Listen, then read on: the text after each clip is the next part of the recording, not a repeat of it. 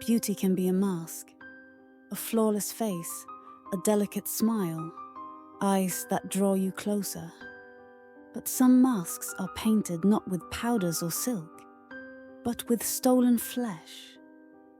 This is the tale of the painted skin, a demon's disguise that hides rot beneath perfection.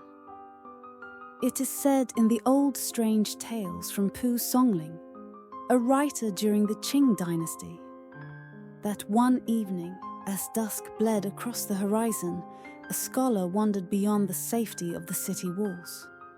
There, on the lonely road, he saw her, a woman of extraordinary beauty.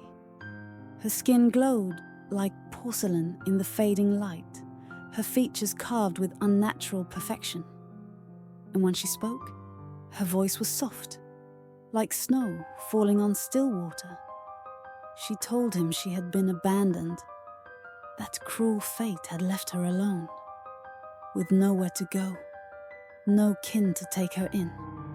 Her eyes shimmered with sorrow, yet in their depths was something deeper, a flicker too sharp, too intent. The scholar, moved by pity and perhaps a touch of desire, brought her into his home. For days she lived there, quiet and obedient, a flawless guest who seemed carved from a dream. But soon, the whispers began. The neighbors noticed strange things. When she walked beneath the noonday sun, she cast no shadow on the earth. The dogs that once roamed freely in the yard now cowered, hackles raised, their eyes fixed on her with terror. And though she smiled like a goddess, gentle, radiant, impossible to refuse, her gaze lingered too long upon the scholar, like a flame pressed close to paper. A gaze not of love, but of hunger disguised in the shape of affection. One night, when the scholar pretended to sleep, he heard the rustle of silk from the next room. Through the crack of his eyelids, he saw her, the woman of impossible beauty, sitting before a polished mirror, her back straight, her breath steady. With hands pale as ivory, she reached to her cheeks and pulled. The skin slid away in one unbroken sheet, like paper torn from a lantern. What lay beneath was no woman. Her face sagged, grey and waxen, the lips shriveled and cracked, the sockets sunken and dark, and from the folds of her flesh something writhed. Worms, pale and restless, feeding on her decay. Yet she did not flinch. Calmly, with a chilling precision, she lifted a second hide of human skin, painted with rouge, dusted with powder, still slick as if freshly stripped. She stretched it across her skull, pressing it into place. The mask fused to the rot beneath, smoothing out the ruin, a silk-smooth stone, until once again the flawless beauty was restored. Her lips curved into a delicate smile. Her eyes glimmered with borrowed light. To the world she was radiant, but now the scholar knew. Her beauty was not her own. Her mask was stolen, and the tenderness in her gaze was nothing but hunger waiting to devour. The scholar, trembling, tried to cast her out, but by then, her hunger had grown too strong. Her disguise melted away like ash in the rain. The flawless skin sagged and split, sliding from her frame in strips. What emerged was no woman, but a corpse demon, her body reeking of the grave, her teeth long and jagged, her flesh hanging in tatters.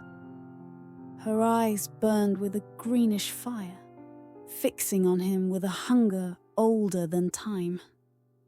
And before he could flee, she lunged.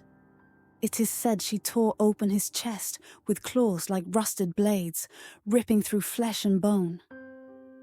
She cradled his heart in her hands as though it were a ripe fruit, and bit into it, blood running like wine across her lips.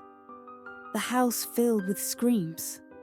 The wind howled like 1,000 ghosts until only silence remained. But the tale does not end there. For legends say a wandering Taoist priest arrived, drawn by the stench of evil. With talismans of fire and iron, he bound the creature, chanting until his voice broke the night. Sacred flames consumed her, burning away the painted mask, the rotting skin, the false beauty she wore. And when the fire died, only ashes remained. Yet even in ash, her story whispers still. For once, a demon wears a painted skin. Its disguise is not easily broken. The tale of Hua Pi does not end with fire. It lingers. A warning painted on the canvas of time. For beauty can be a mask. A flawless face may hide a hollow soul. And love, when it comes too easily, may conceal hunger with a smile. The neighbors who whispered of shadows, the dogs that howled in fear, they saw truth before the scholar dared to look, but desire made him blind. And blindness gave the demon her feast. The lesson is not merely of demons and ghosts, but of the deceits that walk among the living. Evil does not always come with claws or fangs. Sometimes it comes dressed in silk, painted with rouge, smiling with lips not its own. And sometimes the mask is far more terrifying than the monster beneath. In the rush of life, faces pass by us every day. Some smile, some beg, some promise love. But remember, a painted skin can hide the darkest hunger. Thank you for listening. Until next time, keep your lanterns lit.